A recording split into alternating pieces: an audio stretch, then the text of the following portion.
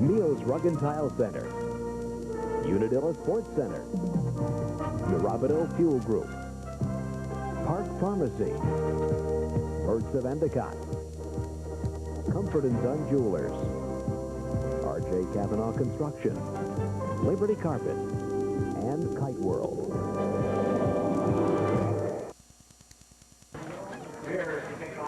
Hello and welcome to Greenfield in Johnson City. High school football 89. The Union-Endicott Tigers taking on the Johnson City Wildcats. Doug Wright along with Jack Pewee here bringing you the action from Greenfield.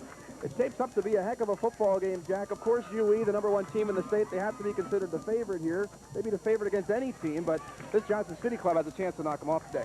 Doug, I think with Johnson City's misdirection that they offer in the wing T and Perry Green, I think they have all the tools to give Union-Endicott all they want today.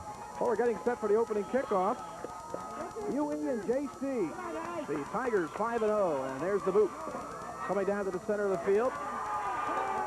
And here comes the return. They get it across the 25-yard line to the 26. Jeff Verdine on the return.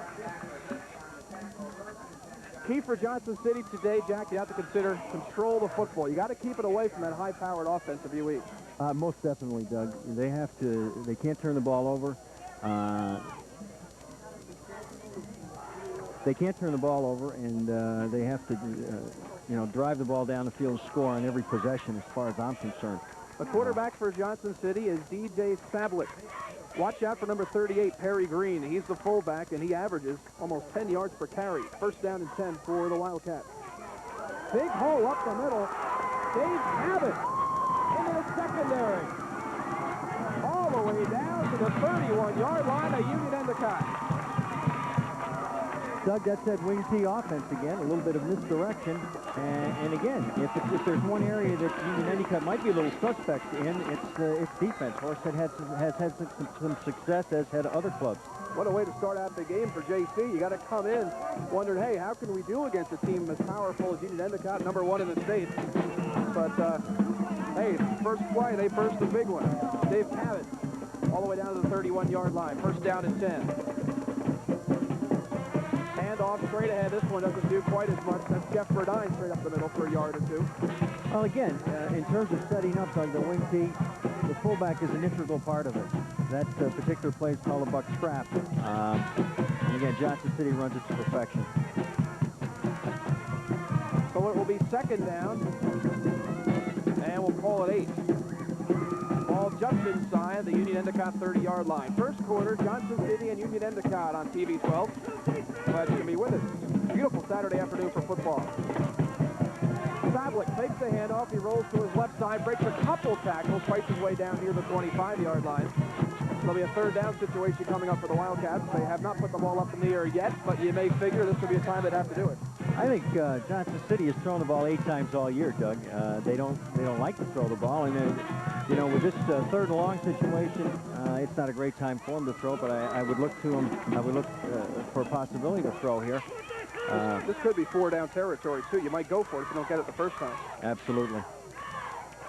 Sablik under center.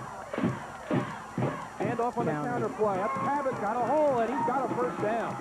That play has been difficult for teams around here to stop for many, many years. Awful effective that time. Hey, why throw it when you can burst it for about 7 yards like that? So Cabot's been carrying the load. Dave Cabot gets the first down for Johnson City. And they're moving the ball well. Fran Angeline during the week, the coach of UE, said, hey, I'm worried about our defense. Can we stop these guys on the ground? So far, they haven't done it. Well, again, it's going to be a battle of offenses. And Johnson City so far has done everything they need. Unfortunately, now what they have to do is score. First down and 10. Handoff sweeping right is Masada, but he caught down. Good defensive pursuit from the UE Tigers that time. Sam Fruscia got in there first to get him. Lost a couple there. Yeah, one of the things that from a ground control type of attack that you don't want to do is to get thrown off schedule. Johnson City facing a second and long now. Maybe a time that we might look for them to throw the ball. But again, as I said before, he's 4 for 8 all year throwing the ball. Johnson City hurting a bit coming into this game, too. A few players out with injuries. We'll try to talk about them as play progresses. Second down and 13 right now for the Wildcats. A handoff again on the counter play to Cabot, and again a hole. Good pickup that time, down to the UE 15-yard line. That play has worked well. Sure has. It looks like a flag down there, Doug. And there is, and this is an area you might expect a hold, or maybe that's what you got to hold. Again, you talk about turnovers and mistakes. Penalties fall into that crucial category of mistakes. And Johnson City's going to be thrown way off schedule now, it's my guess. 8:44 to go. Clock stopped, first quarter. We're scoreless. Johnson City and Union-Endicott. Tigers 5-0 coming into this ball game. The Wildcats 3-2. Interestingly, without a victory here at home. They mark off the penalty now, and it would bring the football all the way back to the 28-yard line, where it will be second down and over 20 yards. A whole bunch. Good way to put it. Three backs behind the quarterback, DJ Sablet. He has a snap. Here's a reverse coming to Cabot on the left side, but Huey was not fooled at all. Interesting play that time. A little different wrinkle as far as misdirection is concerned. It started out as a buck sweep type of play. We saw the inside handoff that brought it back the way it originally had started. Kind of a neat counter play. Yeah. Perhaps Cal Rucker, the coach of Johnson City, figures the Tigers over pursue a little bit. We see a lot of counter plays, misdirection. Maybe you can catch them off balance. That's the name of the game when you talk about the wing T, is that misdirection concept. Third down and 21 for the Wildcats. Handoff straight ahead, and it's not going to get him the first down. Jeff Verdine picks up about 5 to bring it down to the 21-yard line of Union-Endicott, where it will be fourth down. And what do you do here? I guess you go for it, unless you got a kicker that can make it from that far. Having watched Johnson City last week, I don't think they have a kicker can reach it from this distance. I suspect we might see our first pass of the game, although you can't really tell with Johnson City. Hal Tolba is the place kicker, but he's not on the field right now. Fourth down and 15. And Johnson City's going to go for it from the UE 22-yard line. First real big play of the game here, Doug.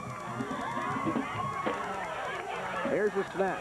Sablet rolls to his right. Fumble! And it looks like Union-Endicott has got it. The Tigers have recovered the fumble, and they'll get the football back. Looks like Tony Velakovic to me, Doug.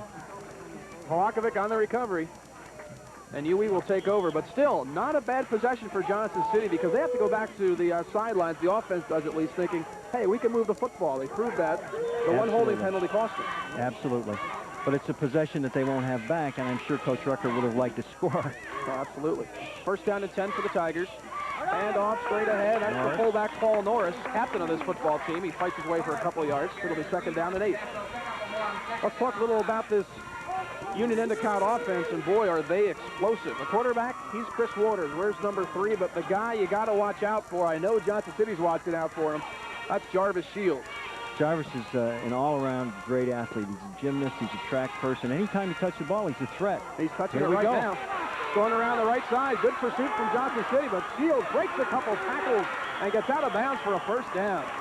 Boy, he has the speed to get to the outside, and it looks, at least on that play, that he has the strength to break some tackles too. He's fun to watch, and as I said before, he's caught balls for almost 300 yards this year. He's rushed for almost 300 yards, and he's really an all-purpose back.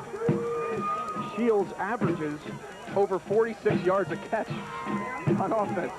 It's almost ridiculous. 6 for 278. Out of the wishbone, first down at 10. Handoff straight ahead. And nothing that time. Good job by the middle of the Johnson City line. When you look at that wishbone type of offense, the first play that you really have to stop is the dive. And Norris is, he's a quality back. He's 6 foot tall, 205 pounds, and he can get the job done. I've really been impressed so far with the way Johnson City has taken away the dive. Very important. They were not able to take away the pitch, though. On the first time they tried to do it, Shields picked up good yardage. Let's see what happens this time on 2nd and 9. Shields is going to get the handoff, run up the middle, break a couple tackles, but he's dragged down. There's Perry Green, who doubles as the fullback on offense, but a nice tackle there. Got Shields by the jersey and tossed him threw him down. We haven't seen Perry on offense yet today. I'm not sure if he may have a bump or a bruise, but he's also a real decent defensive player as well. Third down and 6 for the Tigers. Maybe we'll see Waters put the ball up. Unlike Johnson City, UE likes to throw. Here's Waters. A pitch out of the wishbone. Shields trying to turn the corner. Knocked out of bounds. And he does not have the first down. It does not look like from here. Shy of the 45-yard line. That's what he needed. Once again, the three faces of that triple option, the dive, and then the quarterback keeping the ball on the pitch. Johnson City doing a great job of taking away the pitch that time. They had a lead blocker out in front, and Shields just couldn't make it. Johnson City forced a kick. UE will have to punt. Line of scrimmage, their own 43-yard line on 4th down and 2. Back deep, John Masada along with Dave Cabot. Here's the punt from Dave Mahalkin. And it's a fair catch, called for and taken by Cabot, back at his own 12-yard line, and that's where Johnson City will go to offense. I had that as 37 to go first quarter. 42 yards. Special teams, both teams are extremely well coached, and I know they worked long and hard on the special teams. That was a great kick. Dave Mahalik really got a good boot going there. First down and 10 for the Wildcats. They'll start at their own 12. Let's make it the 13. It's like Green checking in for the first time today, offensively. He can carry the load. Strong back. First time JC had the football, they carried it for 9 plays and 2 first downs, but they could not score. Big holding penalty cost them. Here's a handoff straight ahead. I think that's Perry. Only got a couple. Perry Green for 2. He's averaged almost 7 yards every time he's touched the ball this year as well. And I'd be surprised if we can contain him all day. Actually, I believe he's the leading rusher in all Section 4. And yards per carry at least. Second down and 8 for JC. Again on the ground, Masada, right side, and he is met and driven backwards.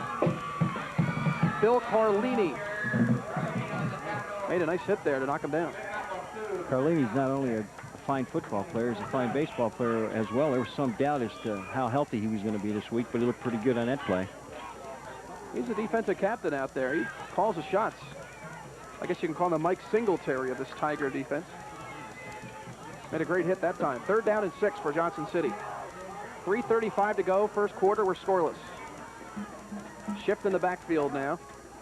As Sablik has it. Handoff around the left side. This is Cabot. He is wrapped up and down he goes. Not much of a gain that time. Steve Earle brought him down. He met him first. Also, Ben Cruzio was there.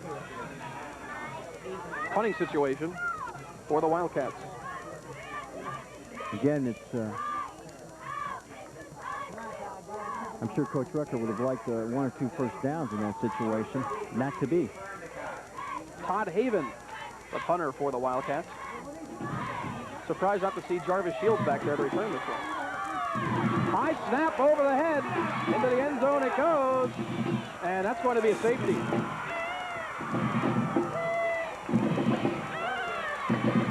The snap went over the head of Todd Haven. He was able to pick up the football, but he was tackled in the end zone. So UE gets the first points of this football game. It's 2-0. And with that, we're going to take a timeout here on TV 12. 2:48 to go, first quarter. Pictures. Why are you here? I look good in white. Medical school requires sincerity, How did you describe yourself? I lied. discipline, Only have to study the stuff that's written in bold type. and a healing touch. Pick a partner. Forget it. No matter what, Joe Slovak is determined to make it. You are the future doctors of America. Doug Wright along with Jack Toohey back at Greenfield in Johnson City. Union-Endicott has just gotten on the scoreboard, but a way maybe you wouldn't expect them to. High offensive power team. They score their first points of the day on a safety. Bad snap on the punt. Went over the head of the punter, Todd Haven. He was able to recover the ball in the end zone, but he had nowhere to go with it. He was brought down there, and now Johnson City will free kick from its own 20-yard line. We had mentioned before the importance of those special teams, Doug, and Union-Endicott set it up with a great punt, and then unfortunately a high snap leads to 2. That's part of the game, and it's particularly frustrating from a coaching perspective. And here comes that free kick. Al Kolba. It's an onside kick. Loose ball. Who's got it?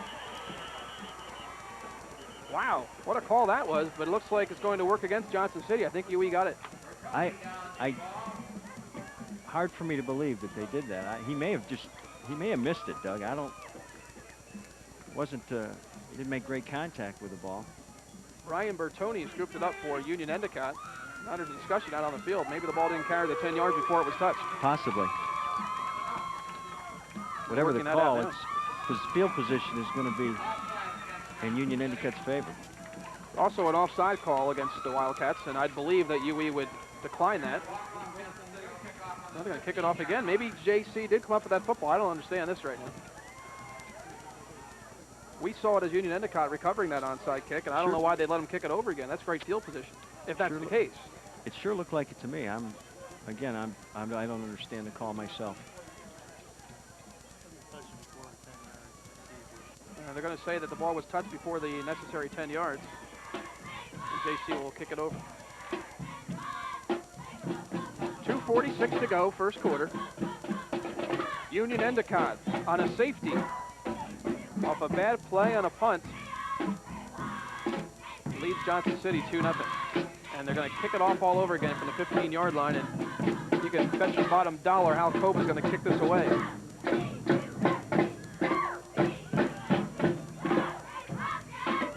Here comes Kolba's kick. Gets this one a lot better than the first one. And is taken by Shields at his own 42. Shields has got that speed. Tries to get to the outside. Breaks a couple tackles. And he goes out of bounds before anybody even knocks him over. Awful quick and awful tough, too. Boy, he sure is, Doug. And the thing that I like about him is you really got to wrap him up to bring him down. He's broken several tackles, in the first 7 or 8 minutes of this game already. So the UE offense gets this football in great field position at the 38-yard line of Johnson City, first down and 10. Tigers lead it 2-0. Out of the wishbone, Chris Waters, the quarterback. Has it. Hits to the right side, Shields. Has a big hole. And he's going to pick up almost 10 yards before he's finally brought down. Harry Green making a stop. 8-yard pickup. It'll be second down and 2. And Waters, he wasted no time in pitching the ball with Jarvis on that particular play. And I think Coach Angeline and the Tigers will be real happy if they can pick up 10 every time they pitch it to number 21. How about the game Green's playing there at linebacker? Awful tough. Perry's a junior, and he's, not only is he a good offensive player, but he does move around defensively as well. Second down and 2. Here's Shields again, right side. Big hole, gets to the sidelines. Finally thrown out of bounds by Green after a first down pickup all the way down to the 20-yard line. Check out the 16 inside the 20 to the 16-yard line. Jarvis Shields. Started out as the Jarvis Shields show so far. On defense, it's been this guy's show, number 38, Harry Green. It's a big series right now for Johnson City, I think, Doug. Want to keep him out of the end zone here. First down and 10 from the 16. Waters is back to throw. Pumps once, over the middle, nobody home. And a flag on the play. We're going to get pass interference. It looked like Dave Cabot knocked over the intended receiver. Looked like they had the tight end Bill Scott out there. He's a big boy, tall one. Good target, 6'6", 190. And Cabot knocked him down. Talk about penalties and mistakes. That one was difficult to watch from up here because I really don't think it was intentional. It was almost a slip or a trip, but regardless, it stepped off against Johnson City, and he's knocking at the door, Doug. Yeah, we mentioned earlier that to beat a team like UE, you got to play mistake-free football. We had the mistake on the holding penalty on the first drive. We had the mistake on the safety off the botched up punt. And now a pass interference mistake gives it first down and goal for the Tigers. Handoff left side, an opening, and fighting down inside the 5-yard line is Rich Nochi. We expected to see a lot more of Nochi today, as an injury to the Tigers, Dave Adamson, will keep him out of the lineup today, and we'll see a lot more of Rich Nochi. Good pickup that time down to the 3-yard line. That's where it's second down and goal, inside the 5. Out of the wishbone, hand off to the fullback straight ahead, and touchdown Union-Endicott. It's like Paul Norris. He's a load, Doug. It's tough to stop him. He just barreled it in from 4 yards away. Norris, 6'1", 205 as senior, drives it in, and it's 8-0 Union-Endicott, and they'll come on and try the extra point.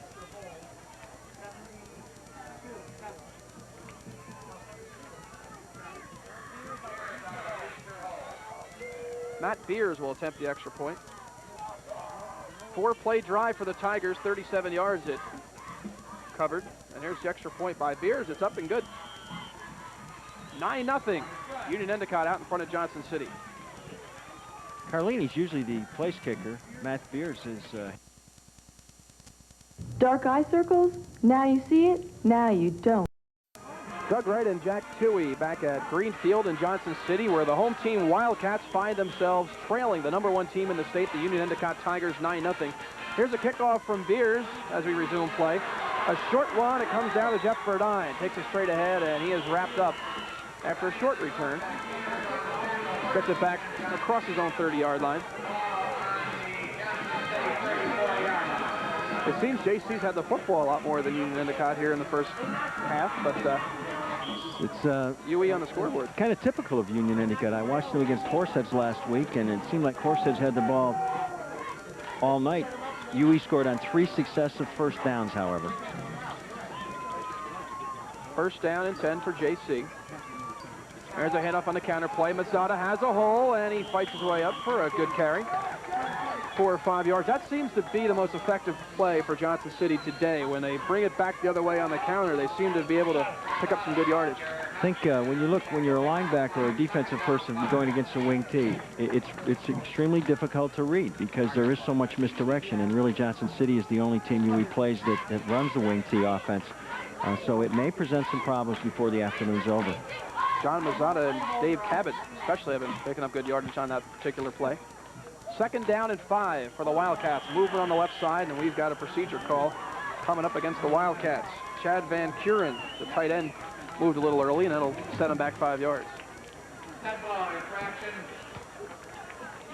Don't want to dwell on it, but another mistake for JC. Absolutely. I was just thinking that myself, Doug. With 29 seconds to go in the first quarter, it seems like, all the mistakes that Johnson City could make have just about been made. Maybe they'll play great from now on. Wildcats trail 9-0 as time winds down in the first quarter. DJ Sablik, the 6'2", 160-pound senior, brings the Wildcats to the line of scrimmage on the 2nd and 10.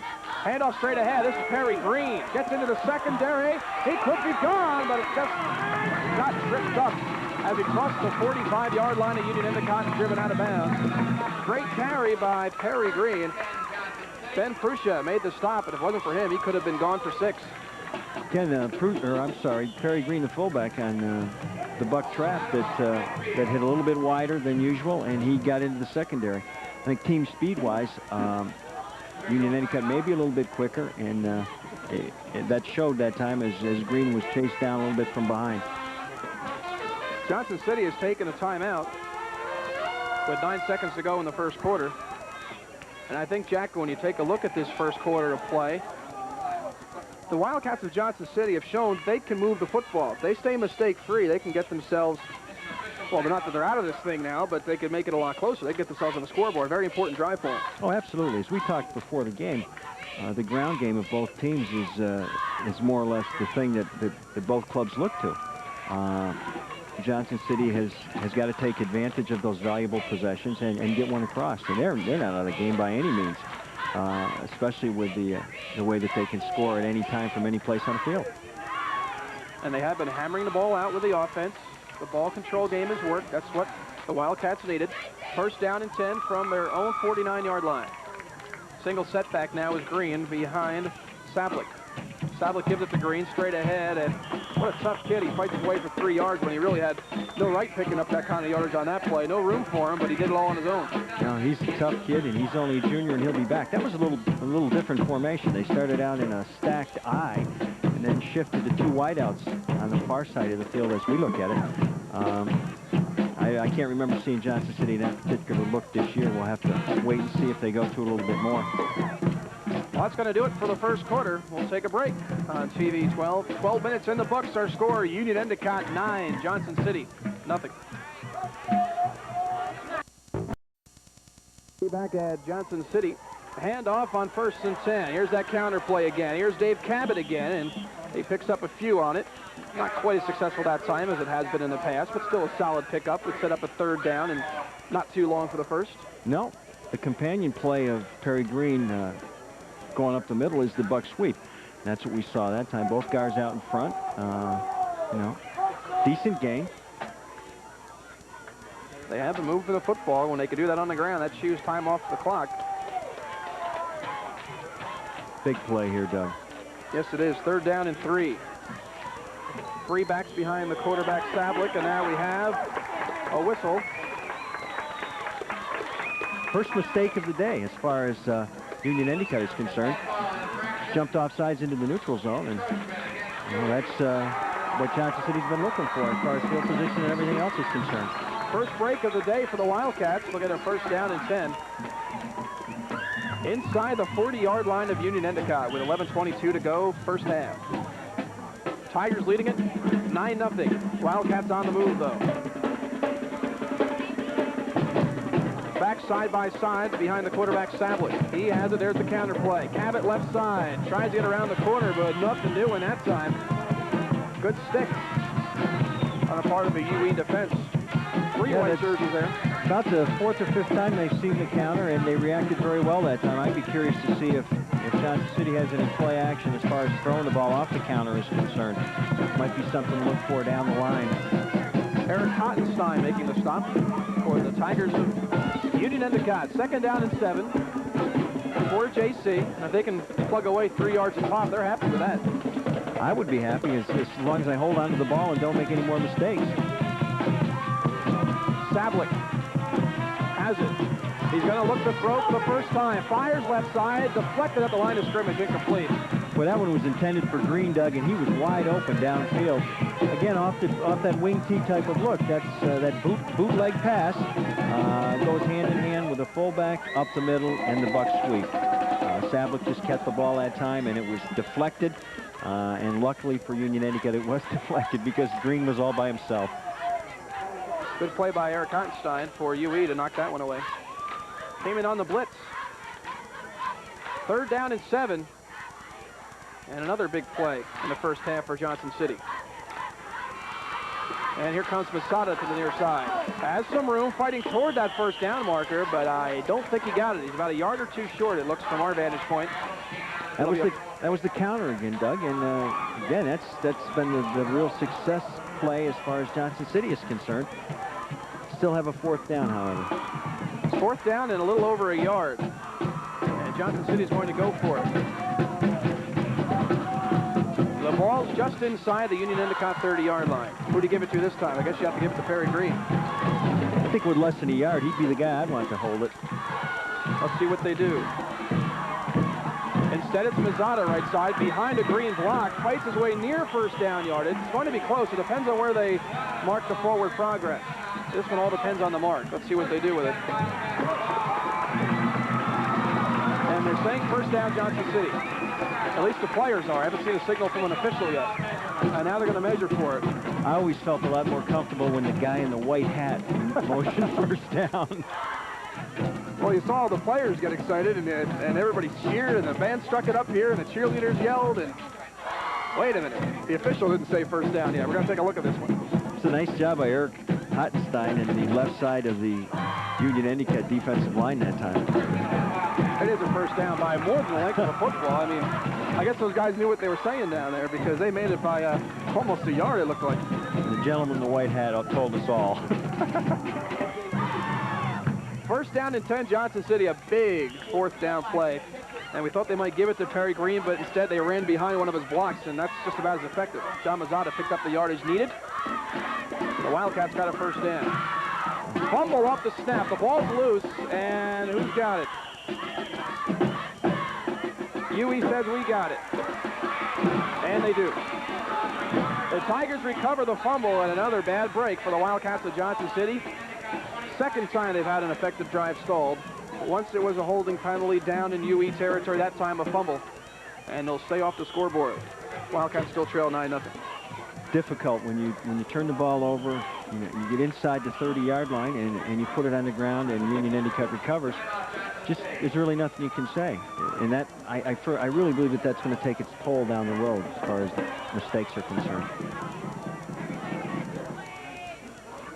Johnson City has taken a timeout and will take a timeout too. 9:04 to go, first half. Still a pretty tight football game. Union-Endicott leads Johnson City 9-0.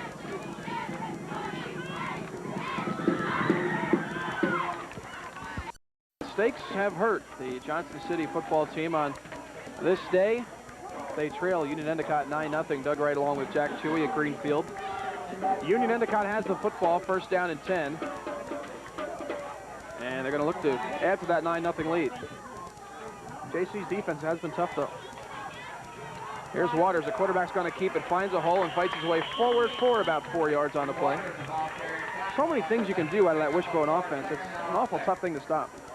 UE is always, and they're well coached, as I've said in the past. Waters does a great job of finding the opening. He runs to daylight real well, and you know, if you say the defensive end is responsible for him, he's not always going to get him because he ducks it up inside at any time. Second down and 6 from the UE 30. Here's a handoff left side, more room. Flag on the play as Rich Nochi fights his way for first down yardage, but let's see what the flag's all about. It was thrown in the area where you'd think you'd have a hole. Let's see what they call it.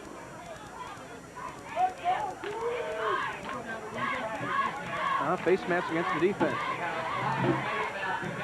And that's going to hurt the Wildcats. It looks like a big one, too. 15 yards. They're going to mark it all the way down at the JC 45-yard line. Yeah, that's marked off from the point of the foul, and which was a nice gain. And suddenly Union-Endicott finds the good fortune of having the ball in Johnson City territory. So Fran Angeline's UE Tigers on the move again. First down and 10 just outside the JC 45-yard line. Here's Waters, a quarterback, keeping right. He's going to try to turn the corner. Hits at the last moment to Shields. Shields has a lot of room. Gets to the outside, and he dances his way out of bounds inside the 25-yard line of Johnson City. Jarvis Shields, and boy, did Waters hold that ball an awful long time. Sure did, and you know, that's the key to Shields' success is people suddenly have to converge on the quarterback because you can't ignore the first threat when you're talking about the option. You can't let Waters run free. Ball was pitched back to Jarvis, and that's when he's tough, when he's got 4 or 5 yards and can start dancing. Just what he did on that play. First down and 10 for the Tigers. There's that handoff, the dive play they call it, straight ahead to Paul Norris. Only picked up a couple. We mentioned what a key it was to stop the dive, and JC has been able to do that. Yeah, you have to stop the dive, but you can't give up on the dive either. I mean, that's part of your offense, and you have to keep Johnson City honest. And I would look for Norris some point during the day. I think that dive play is going to come back and be a good play for him. Second down and 8 inside the JC 25. Waters to the near side on the option. He pitches at the last moment, and Noche is wrapped up for a loss. That time, JC strung it out to perfection. They had a man right on top of the quarterback, Waters. That was Cabot, and they also had somebody right on the pitch man. Absolutely. The thing that you have to do against an option team, you want them to run east and west with the football. Jarvis does a great job when he plants that outside foot and starts running north and south on you. They strung it out exactly as you said. They kept Don't You going east and west, and they had somebody right in his face, and Johnson City did a great job that time. Big loss on the play. Third down and 11 for the UE Tigers. Perhaps they'll put it up this time. Let's see what Waters does. He has it. He's going to throw right. Has his man complete. First down yardage and touchdown. Ben Prusha. And Union-Endicott has a 15-0 lead. Doug, it was Prusha's the wideout and took about 3 steps down. We're going to take another look at that one. Ben Prusha takes about slant pattern. 3 steps down the field, exactly as you called it, and then a slant in, and he's a great target. Shrugged off a Johnson City defender at about the 5 and took it in. 15-0 Union-Endicott. Extra point from Beers in the air, and it is good. A 75-yard drive. It only took the Tigers of Union-Endicott 6 plays to get to the cross, and with 6:57 to go in the first half, UE has a 16-0 lead. Now, if you're a Johnson City head coach, Cal Rucker, what do you tell your kids at this point? Well, you got to try and regroup. We have to try and stay away from mistakes. Again, 16-0 is not a difficult score to overcome. Although when you only throw the ball 8 times in the first 5 games, maybe it's a little bit tougher. But there's a long ways to go, Doug. They just got to stay away from the mistakes, I would guess. There's Cal Rucker and the Johnson City Brain Trust on the near sideline. Hey, they have been moving the football. Stay away from the mistakes. And hey, Johnson City's well coached too, Doug, and they're a disciplined bunch of kids, and sure. And I look for them to come back and give Union-Endicott a game. A couple tough breaks. Here's the kickoff. Masada has it inside his own 20. Trying to right side, has a hold. Good return. Out near the 40-yard line, and Johnson City will start in good field position. They'd really like to get those goose eggs off the scoreboard before halftime, go into the locker room with that all-important confidence. You heard about it before. People say it all the time, but it's a very important thing because you get in there and you get on the board, you get that score, you feel good about yourself in the locker room at halftime. So this could be a very important drive. This one and maybe the one after this, very important for Johnson City. I think if you're looking at 16-8 when you're dealing with juniors and seniors in high school, you're absolutely right. And it's important from a psychological point of view to try and get something on the board. They have moved the football. First down and 10 for the Wildcats. Here's the handoff ahead, and Perry Green bangs his way for about 5 yards right up the middle. Had a hole that time, but he just put his head down and barreled his way forward. He's an impressive runner, Doug. Real good pickup. Second down and 5. 6:22 to go, first half. It's 16-0 Union-Endicott. The #1 team in our TV12 Top 5 Coaches poll for Divisions 1 and 2, and also the #1 team in the state. Sablick has it. Handoff, left side, twisting and turning and fighting his way forward is Dave Cabot, but he can't do much more than maybe get back to the line of scrimmage. Maybe a yard, but not much more. It'll be a third down situation coming up for Johnson City. Chose to go with a counter play on second down, which has been very good to them up to this point. UE shutting it down rather effectively that time. It'll be third down and 4.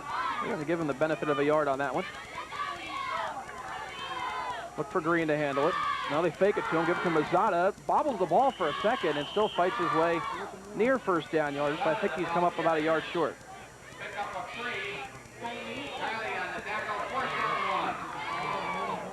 Bill Carlini in on the stop for Union-Endicott. Fourth down situation coming up for Johnson City. They need less than a yard. And what do you do here? Do you go for this, or do you? They're actually going to measure it, but if it comes up short, this is one of the reasons that I gave up coaching at a young age. You had a very successful team before you bowed out there at Maine Enwell. Oh, we had great kids last year, and it was a lot of fun. But in terms of making decisions like this, it looks like it's going to be a little short. These are the ones that are no fun. If you make it, you're a hero, and if you don't, you're the dumbest guy in town. Yeah. We'll have to see what Coach Rucker decides. Looks like he's going to go for it. The offensive unit's still out on the field. We're going to have a fourth down and 1 play coming up here. UE making some defensive substitutions. They got all the big guys in there. The heavy hitters down on the line for both teams. Let's see who can move who off the ball. That's what this is going to be all about. Fourth down, less than a yard. And you give it to your big guy, Green, but he fumbles. Loose ball, and Union-Endicott has it, but do we have a whistle? Was he down first before the ball came out? I think they're going to rule he was down at midfield. They're going to discuss it now, and unfortunately, they don't have the benefit of the instant replay rule down there. Maybe we do. Officials are going to huddle and talk about this one. I hate to be critical of anybody. I guess I'll just have to wait and see. That's a tough one. Looked like he might have been down. He dove over a couple of defenders there, and it looked like the ball might have popped out. Of course, the rule is that if the ground causes the fumble, it's not a fumble. As I saw, here we got another look at it. Ooh, I don't know. I don't know. I think that ball might have came out before he hit the ground. Let's see what they call. Well, they're giving it to the Wildcats. Giving it back to Johnson. Well, we got a quick look at it there, and it may have been his elbow, it may have been the ground. I really couldn't tell from our replay up here, but I think maybe the knee hit as he was coming through. And nonetheless, the officials call it first down Johnson City, and no matter how you slice it, the Wildcats keep the football. Maybe you can say the Wildcats get a bit of a break on that play. Well, you might. Now, I think they're going to talk about the mark down there where this football should be placed. And Coach Angeline is probably concerned that they don't mark it where the ball rolled to, and that they do, in fact, put it down where his knee hit or where his elbow hit or wherever the whistle blew him down. He's pointing out there. Hey, Coach Angeline has his shorts on today. He's looking pretty pretty comfortable out there. Beautiful day. It's You wouldn't great. expect to wear shorts on October 14th, but Coach Angeline's got the shorts on today. Well, I wish we had shorts up here, Doug, because it's getting pretty warm. And now he's going to talk things over with the official on the far sideline. Trying to say, hey, what the heck's going on here?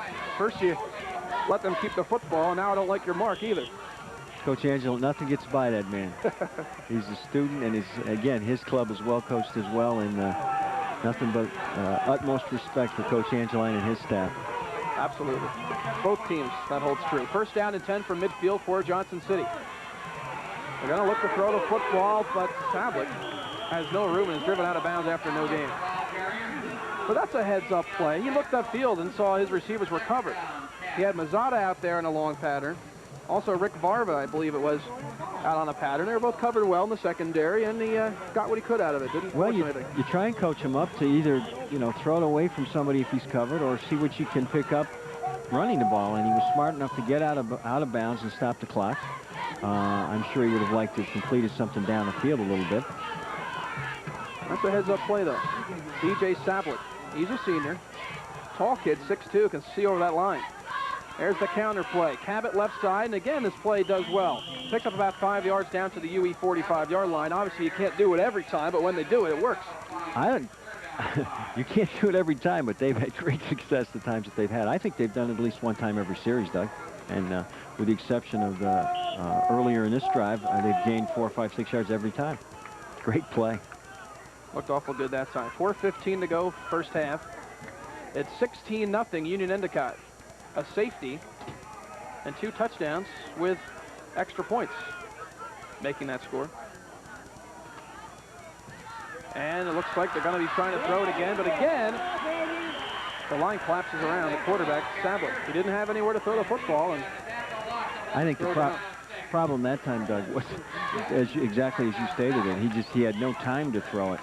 And as a result, the Tigers put him down and bring up that 4th down situation. It's really too bad because as I look downfield, I think that there was a possibility of someone to throw to. He just didn't have the time. So DJ Sablik forced to eat the football on that one. Todd Haven back to punt, and the last time he tried to do this, it was an adventure, to say the least. That always sticks in the back of your mind, too, Doug, I found. Again, when you're talking about 17 and 18-year-old kids, we'll have to wait and see. Well, the long snapper on this play is Chad Van Kuren. Let's see what happens. Movement on Union-Endicott side of the line. Let's see if they were drawn offside. It looked like a UE player jumped first, and that caused a JC player to move. But if they say that UE went into the neutral zone, that's going to be 5 yards against the defense. That's a touch-and-go type of thing. This one was right in front of us, Doug, and yeah, they are calling it against Johnson City. It looked like somebody raised his arm up to me that may have, in fact, drawn the kids from UE offsides.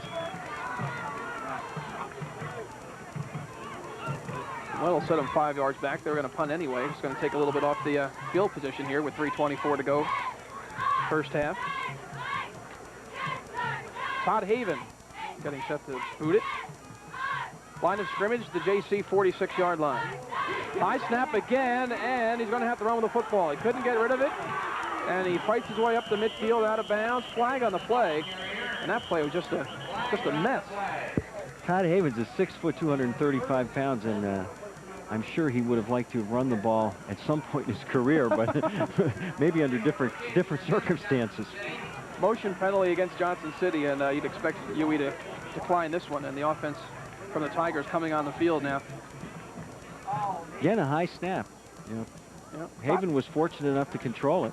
Todd's an offensive guard. I mean, he could punish people carrying the football. I mean, if you're a little defensive back out there, 5'9", 130, you got this big guy barreling at you with a football. Of course, that was 4th and 15. He might be your 4th and 1 guy. Yeah, we don't want to say the fridge, but the Chicago Bears used that to effect. Todd Haven, tough kid. Got it up to midfield, but well short of the first down. UE takes over 1st and 10 from there with 3:18 to go, first half. Tigers will look to punch one more in there before halftime. Waters, handoff Norris, straight ahead on the dive. Gets about a yard or two. Wrapped up well, right in the middle of the defensive line. Little wrinkle in alignment as far as Union-Endicott is concerned, or was concerned on that play, Doug. They broke the bone, and they had 2 wideouts to both sides. Look for Waters maybe to throw out of this particular formation. Norris was a single setback that time.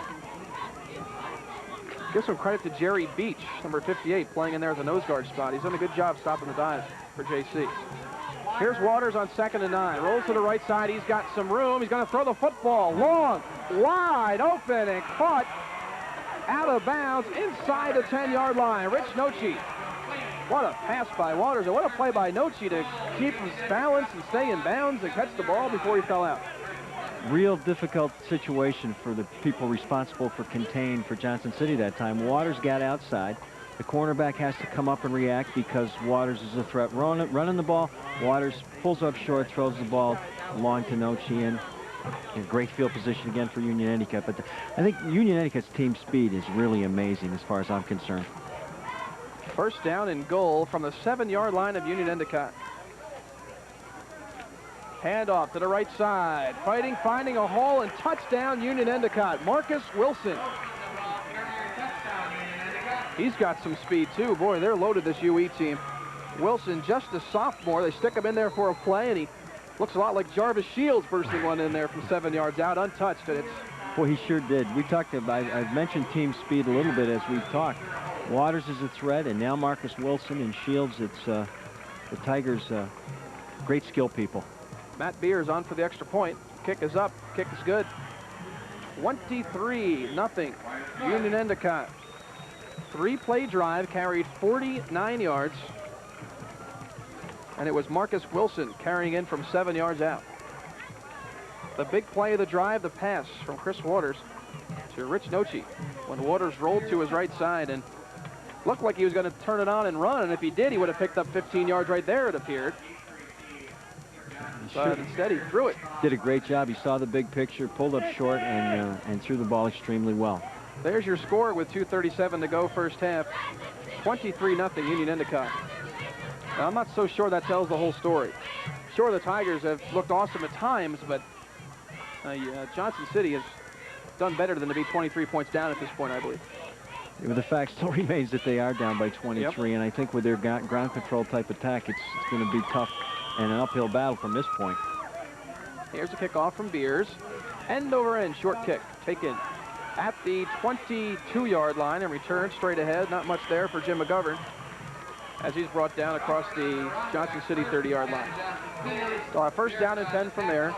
And again, we spoke about the confidence builder, punching one in there. So this is an important series for Johnson City. If they can grind one out here and get in the end zone, they can feel good about themselves coming out for the second half. Well, they take over in relatively good field position, and I would think if I were standing down on the sidelines I would feel that we really have to get one in. Real nice crowd here on a beautiful day for football. First down and 10, a handoff straight ahead, flags everywhere. And it looks like somebody moved early on the JC side of the football, and will probably cost them 5 yards. That's the call. They'll set them back 5. People standing all over here today, Doug. Bleachers, I didn't realize that the bleachers in the end zone are completely full as well. Just a nice facility. Just a beautiful playing surface, too. I mean, this is like a fairway of your best golf course you're going to find. I mean, Enjoy would be proud to look this good. I don't play courses like that. They don't let me on. May not be a bad idea on their part, although I haven't seen your golf game yet. First down and 15 for Johnson City. Here's a handoff straight ahead. Perry Green fights his way and battles and scraps and claws and all those things a Wildcat would do to the 30-yard line. Clock continues to move. 1:54 to go, first half. It'll be 2nd and 13. Give him a 2-yard gain on the play. John Mazzata checks out of the ball game for Johnson City, and Dave Van Etten into the lineup at a tailback spot. Again, Johnson City, even though it's a ground control type of offense, it's a big play offense. You say, why aren't they throwing the ball? Well, you know, if you look at the first 5 games of the season, they've had touchdown runs of 70 and 60 and 50 and 40. And it's not 3 yards in a cloud of dust necessarily. They have a lot of movement out of the ground game, a lot of different plays, a lot of different looks to it. They can move the football. They've showed they can move the football. Been a few mistakes that have cost them. 2nd down and 13. And there's that reverse, or whatever you want to call that play, and it works pretty well for him. Dave Cabot. They give it to one guy, give it to another guy. I don't know if I've ever seen a play like that. But well, if they start out as a sweep to the right, and then it's an inside handoff, and it's, again, misdirection or counter type of play off buck sweep type of action. Have you seen something like that before? Is that a common thing? Johnson City's has used it in the past, and teams that run the wing tee have used plays like that as a complement to the buck sweep. I mean, it's almost like a reverse, but it's not as drawn out and long of a play. It's bang, bang type of play, right. 3rd down and 8. And here's John Masada trying the right side. Has a hole, fights his way near the first down. Again, it's going to depend on the mark, and I think he's going to be about half a yard short. 30 seconds to go, first half with the clock moving. Let's see where they mark this thing. About a yard short. And if you're Johnson City with time winding down in the second half, or the first half at least, you go for it. What the heck? You're trailing 23-zip. Maybe you can burst a big play on it here. Maybe the last play of the half. I would guess it would be. Reminiscent of last week's your Orangemen against Florida. I don't want to talk about that. 6 seconds to go in the first half, was it, that they decided to kick the ball? Well, they don't get a play off at all. And the first half ends. Not a great first half for Johnson City, but an outstanding first half for the Union-Endicott Tigers. They lead at the half. The score, the Tigers 23, the Johnson City Wildcats nothing. We'll be back right after this.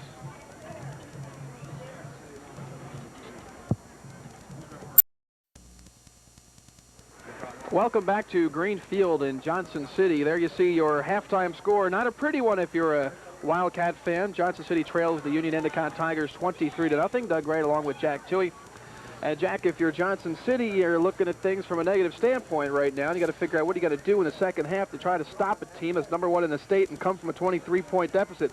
Pretty ugly thing to look at, isn't it? Not an enviable task, I wouldn't think, if I were Coach Rucker and his staff. 23 points is not insurmountable.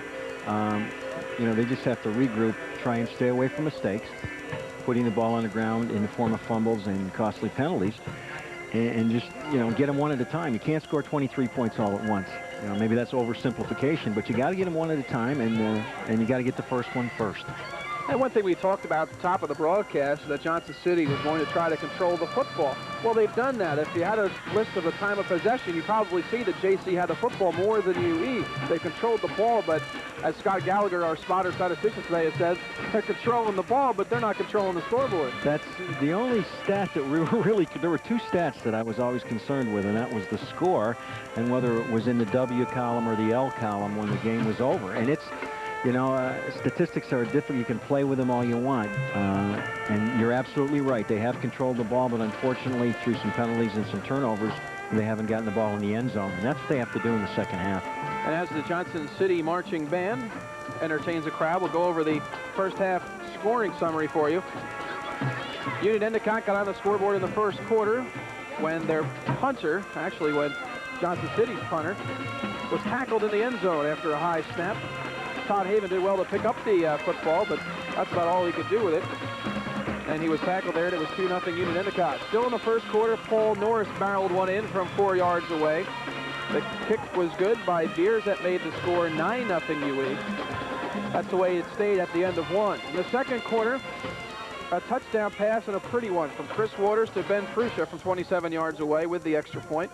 Made the score 16-0 Union-Endicott. Then just before the half, I think it was his first carry of the entire half, Marcus Wilson, they bring him in the ball game. He burst one in from 7 yards out. Extra point again was good, and that's where we are right now, 23-0 Union-Endicott. And they are the #1 team in the state, and I guess you could say, Jack, they showed why there in the first half. They look awful powerful on offense. They were extremely impressive as far as I've seen them 4 or 5 times this year.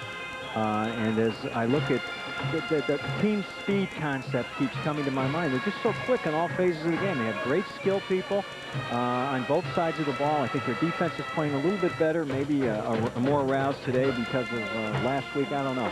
You know, I know Coach Angewine and the rest of the staff are pay attention to detail and probably encourage the defense to play a little bit tougher this week.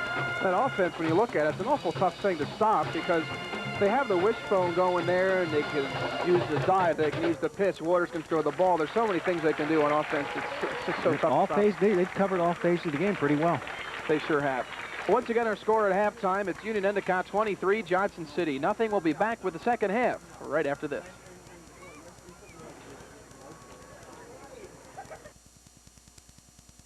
The Southern Tier takes winter seriously, and so does your... Cats are back out onto the field to start the second half. Union-Endicott still rallying around Coach Fran Angeline on the far sideline. JC's got its work cut out for him. Down 23-0 as you open the second half. Sure do, Doug. Not only that, but they have to give up the ball immediately and kick to the Tigers. Yeah, they had a little insult to the injury here, and you got to give the ball that offense to start the second half. Certainly a crucial series, I would think. Yeah, you got to get the next score if you're Johnson City. You got to punch one in there. You got to be looking for a turnover. You got to be looking to 3 downs and out, make him kick, get some field position, and go from there. Not an easy thing. And guess who's back to receive the kickoff? Jarvis Shields. And here it comes. Short kick. Shields won't get his hand on it. Instead, it's Prussia. Prussia is going to turn the corner, reverses field, come back to the near side. Gets around the corner. He's got some room now. Needs a block. And he gets it all the way up to the 48-yard line. Nice return. So often happens, Doug. He bobbled that, actually dropped it, picked it up. Oftentimes, the team that kicks will overrun and overcover it. Took a couple of steps to the outside and almost broke the thing. He's got good speed. He's got size, too. He's a good-looking player. Looks like we have an injury down on the field. Haven't picked it up. Something going on the near sideline.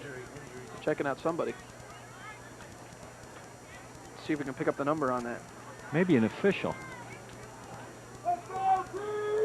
It is right on the near sideline. Looks like they're attending to number 34. Is that Dave Cabot? Yes, I think you're right. I guess it is 34, yes. Looks like he got his bell rung a little bit. Checking out his arm there. And doesn't look to be in too serious pain. Just trying to stretch himself out a little bit there over on the bench.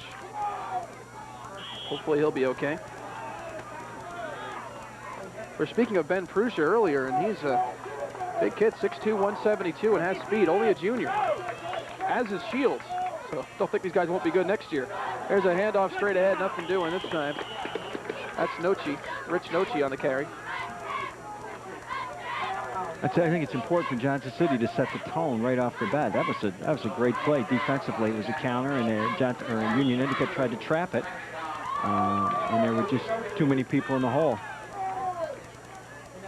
The JC defensive line has done about as good a job as you can expect against a wishbone-type offense. Another thing, they probably don't play against the wishbone that often either. It's a tough thing to learn how to stop to go along with just playing hard to stop to begin with. That's right. Here's a pitch to Shields on second down. Gets around the corner, has a lot of room. Look at Shields go. Nice carry inside the 40-yard line of Johnson City.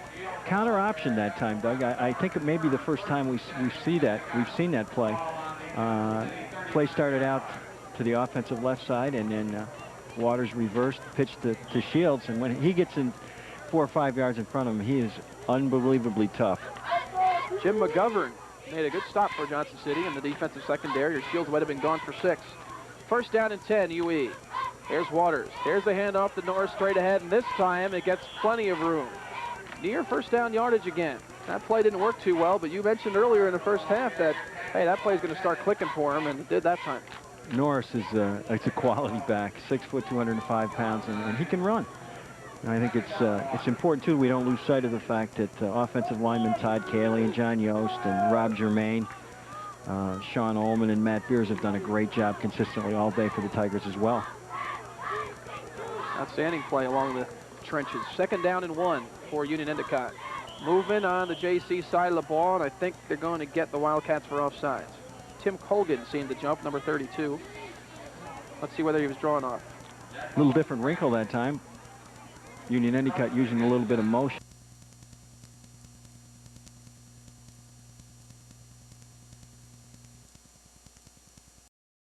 Johnson City into the neutral zone. It'll make it first down and 5. When you're working against that UE offense, you don't want to have any disadvantage. No, they're right on schedule as far as the wishbone is concerned. You get into that 1st and 5, 2nd and 3 situation. Waters can do most anything he wants now. 1st down and 10, or 1st down and 5 at least, inside the 25-yard line. Waters back to throw, fires on the left side, through the hands of Shields, incomplete. Good coverage from the Wildcats. Jeff Verdine was right there in Shields' face, and even if Jarvis made the catch, Verdine was right there with him. Maybe I don't know if Shields was the secondary receiver or if he was the primary receiver that time, but Prussia was by himself down the left side. Although Shields is quite an interesting statistic in himself. We'll talk about it later in terms of catching the ball. And there's a look at Shields and head coach Fran Angelina on the far sideline. 2nd down and 10 for UE. Waters going to keep it to the near side. Has a pitch man with him in Nochi, but instead Waters is going to keep it. He's got some room. One man to beat. Barrels him over, fights his way down near the goal line. And they have him down just short of a touchdown. What a carry by Waters. And poor Jim McGovern got knocked over on that play in the JC secondary. Waters looked like a fullback on that play. That was that counter option again that we talked about before, where it started out to the right side and came back towards us. Waters showed great speed and knocked a few people over as well. Man, looked more like Paul Norris in that play, didn't he? 1st down and goal from the 1. UE looking to add to that 23-0 lead. It's Norris straight ahead, touchdown, Union-Endicott. No question about it. Norris bursts his way through from 1 yard away, and it's 29-0 Union-Endicott. That was an impressive drive, Doug. Capped off by Norris's run to the right side over Sean Ullman and Matt Beers. And Brent Angeline welcoming his players off the field. He's got to be happy with his performance today from the Tigers. Beers on for the extra point. He's been perfect all day. Good snap, kick up, and he's got another one. Matt Beers, only a junior, taking over the place kicking from Bill Carlini today. Doing a darn good job of it, too. 53 yards on the drive, 6 plays. The last 4 possessions for the Tigers have resulted in a touchdown. We always talked about possessions. We felt we'd be lucky if we got 8 or 9, maybe 10 a game, which really draws attention to the fact that you have to take advantage of every possession you get. When you're talking 12-minute quarters, you can't give the ball, you just can't give it away. And Union-Endicott has really taken advantage of its possessions today. Just a beautiful day for football here at Greenfield. The sky's getting a little more overcast now, and there's a packed house here watching a very fine high school football team in Union-Endicott. Then probably a lot of them will be going home to watch Syracuse take on Penn State. There's the kickoff, a short one. It comes down into the hands of Vince Abadessa. And Abadessa gets a fine return up across the 40-yard line on the far sideline. And that's where Johnson City will go to offense. Trailing 30-0 with 9:34 to go, 3rd quarter. Abadessa is a defensive lineman. He's probably not too used to returning kicks, but he did a fine job with that one. Those are the things that dreams are made of, Doug. Get the hands on that pigskin. I think everybody wants to be a running back deep down the side. I really do. Want to carry that ball, at least all the linemen do. 1st down and 10, Wildcats at their own 40. And here's Sablik rolling near side, and he's going to be swarmed under. Tony Valakovic. Again, you know, I feel badly for Sablik. He had Verdine almost wide open about midfield and just didn't have time to throw the ball. It's going to be 2nd down and 13 for the Wildcats of Johnson City. Again, trying to be fair to everybody. You know, when your offense, you don't throw the ball that much, you probably don't practice it that much, and it's difficult to come out and be forced into a situation where you have to throw it. And they're not throwing it this time. It's a handoff. It's only good for a couple of yards. I believe it was Mazada on the carry. Let's see if we can pick up the number as they come unstacked. No, it was 25. Dave Van Etten on the carry, and he'll come off the field now. 3rd down and 15. Here's a situation you definitely don't want to be in. Trailing 30-0 to boot. JC with a football at their own 36. Hand off to the left side, and there's some running room for Dave Cabot. It closes up in a big, big hurry. Good defensive play in the secondary. Tom Bellino coming up to make the stop, and that's just a great one-on-one tackle by Bellino. I thought for a second that Johnson City had some running room, and Bellino came out of nowhere and he did a great job, wrapped him up and put him down for actually maybe a slight loss on the play. Everybody talks about the UE offense, and maybe the defense has been slighted a bit. They have given up the yardage in past games, but they're having a fine football game here this afternoon. Take nothing away from them. I think whenever you get into the second half, 5 minutes gone, almost 5 minutes gone, and Johnson City hasn't scored, I think that's a tribute to your defense. UE has taken a timeout, and we will take a timeout too. 7:32 to go, third quarter. Our score: Union-Endicott 30, Johnson City nothing.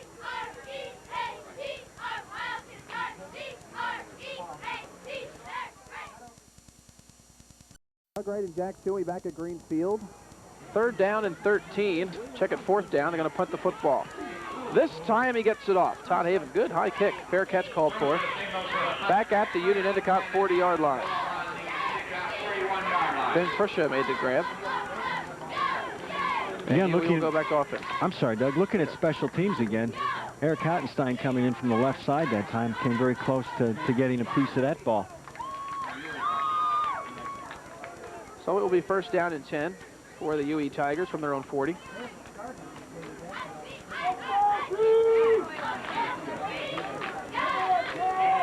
As Waters brings it to the line.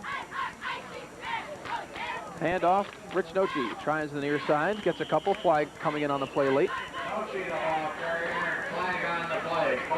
And let's see, they got a holding call coming up here against Union-Endicott.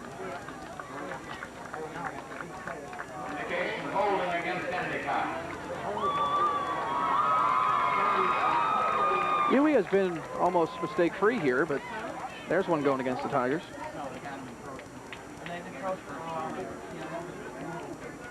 Johnson City taking the penalty. You're absolutely right. They haven't done too many wrong things today. And I think when you take a look at the scoreboard, it is in fact 30-0.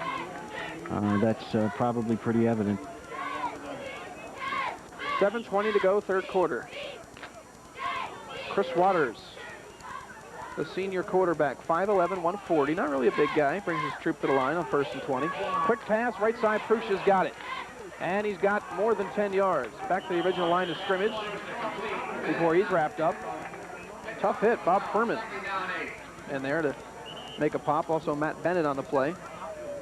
Or check that.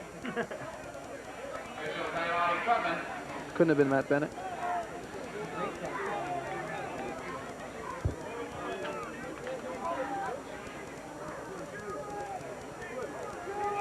It will be second down and 8.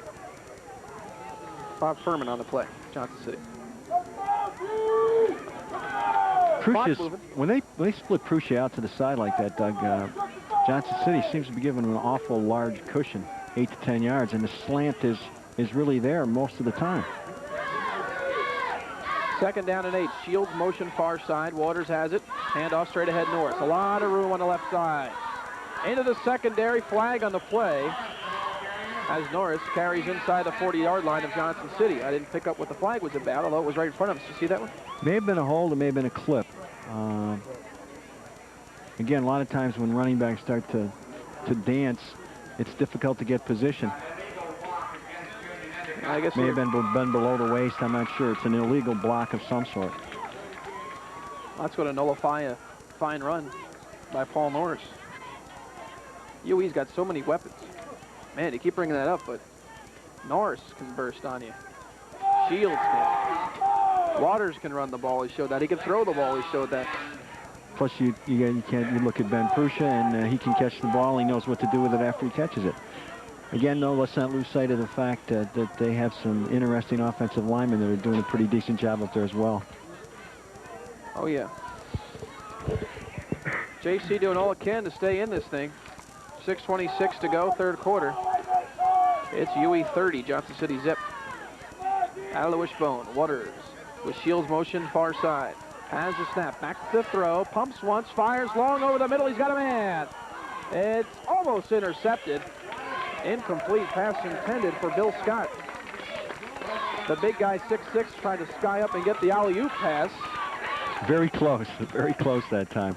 Almost came down with it. That's a big fella, 6'6", but they list him in the program at 190 pounds. I know there's a lot of us out there in the viewing audience that are tall people that would love to be 190 at 6'6". My goodness. I sure would. Again, UE using some motion, a little bit more motion than I've seen him use in the past, trying to spread Johnson City out, and have been relatively effective. A little different formation here as well. Single setback on 3rd and 6 is Norris. Back to throw. Waters throws right side. Shields out there. He makes the catch and a flag on the play. Now they're going to say incomplete. He couldn't catch the ball with a flag, and I think they're going to get pass interference. And the Johnson City side of the football field's not happy about it. They're going to say that contact was made before the ball got there. We talked a little bit before, Doug, about Jarvis Shields and how multi-talented he is. Coming into this game, Shields had caught 6 passes for 278 yards and 3 touchdowns.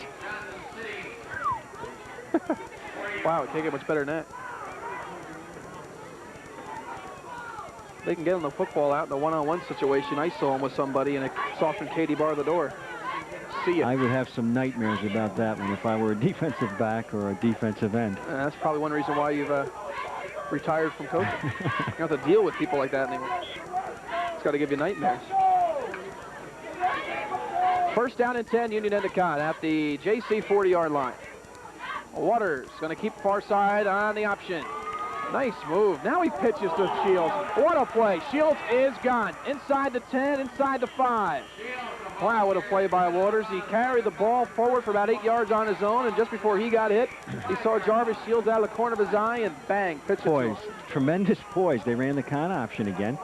And I give Shields a lot of credit. We talk about pitch relationship, and it's important that the pitch man stay in proper relationship with the quarterback. Waters was dancing. Shields was right there. He pitches the ball, and Jarvis almost takes it in. Neat play. 32 yards on the play. I think Waters got about 8 to 10 of them, and Shields the rest. First down and goal from the Johnson City 6. UE already leads 30-0. Here's a handoff, Nochi, near side, fighting down near the goal line, brought down just a yard shy. Looked like Dave Cavett. No, that's McGovern. Jim McGovern, who got barreled over one time, made up for it with a fine defensive play that time. Yeah, that's between McGovern and the goal line, and McGovern made the stand that time to keep him out. Nochi gets it down to the 1 where it's second down and goal. 5:28 to go. Third quarter. UE already leads this one 30-0.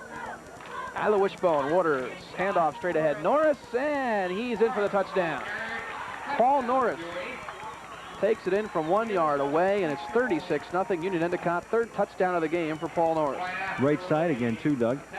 Going over center, Todd Cayley, and right guard, Sean Ullman. Right tackle, Matt Beers.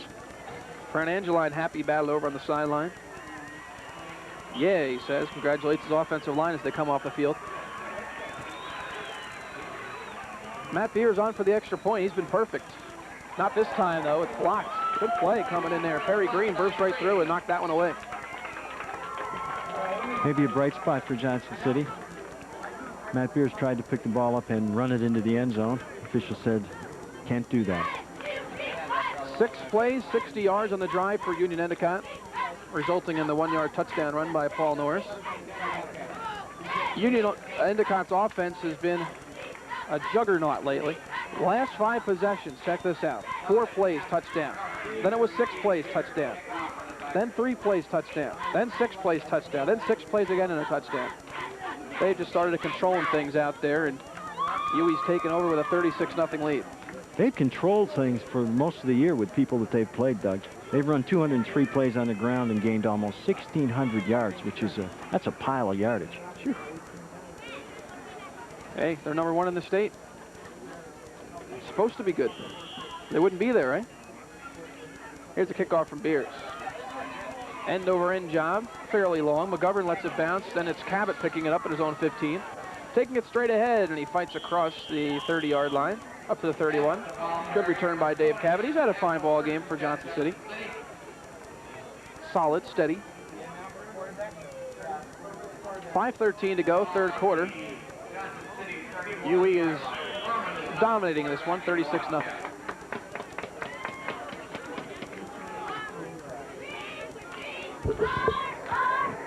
It looks like we've got a new quarterback in there for Johnson City.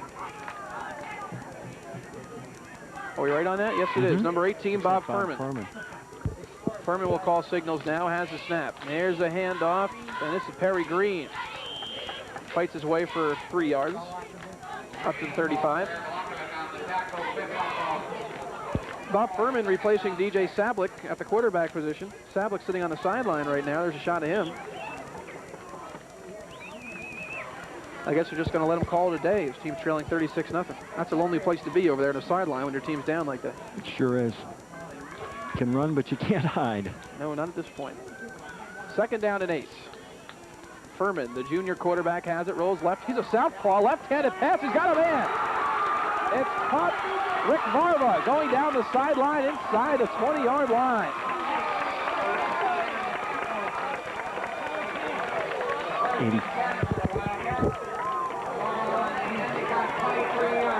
Damon Zareski saved the touchdown. Rick Marva with the catch. Furman is he's southpaw. He threw that up there left-handed. Took me by surprise. Very, very good throw, right on the money, too. He was fortunate that time. He had some time to throw the ball. Positive thing for Johnson City. 1st down and 10 for the Wildcats. And then junior quarterback Furman's moving this ball club. Here's Cabot. Left side on the counter play. Breaks a couple tackles, and he couldn't be gone. Inside the 5. Dave Cabot finally wrapped up and brought down by Eric Hagan. There's that counter play again. Saw the guard out in front. Kicked the defensive end out. Nice play.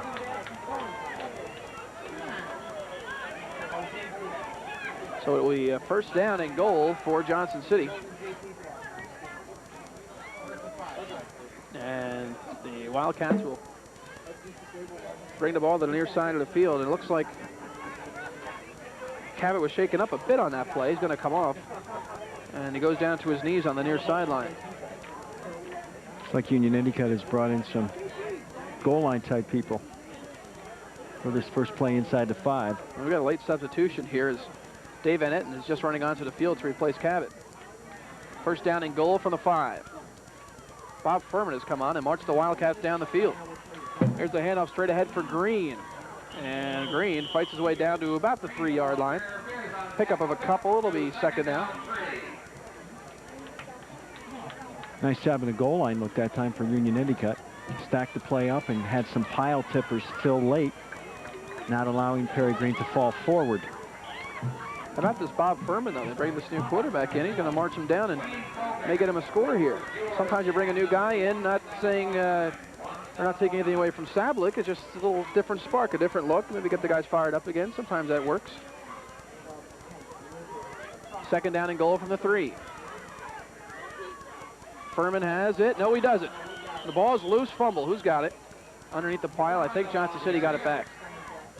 I think Furman may have recovered his own fumble. But yeah, I think it was. That's another thing when you got a new quarterback out there, getting that exchange down from the center. Yeah, it's only about the 4th or 5th one because of the long pass play. Again, I feel badly for Chris Sablik. We talk about high school kids, and that's the fun of going out on Saturday afternoons and watching these kids play. And they're still, they're not college kids, they're not professionals. 3rd down and goal from the 3. Furman keeps it left, throws in the end zone, touchdown. He hits Chad Van Kuren from 3 yards away, and Johnson City's on the scoreboard. Again, bootleg pass. Furman just having a little bit more time than Chris Sablik had earlier. Finds Van Kuren open in the left side of the end zone. Van Kuren, a tight end, found a way open there, and the 6'3", 235-pounder. Got some nice soft hands there, made the catch. So Johnson City's on the scoreboard. Union-Endicott leads it 36-6, and I guess you'd expect JC to go for 2 here, and Furman's going to do just that. Furman has it. Handoff straight ahead. They're going to try to let the big guy carry it in. Green gets down near the goal line, but doesn't get it.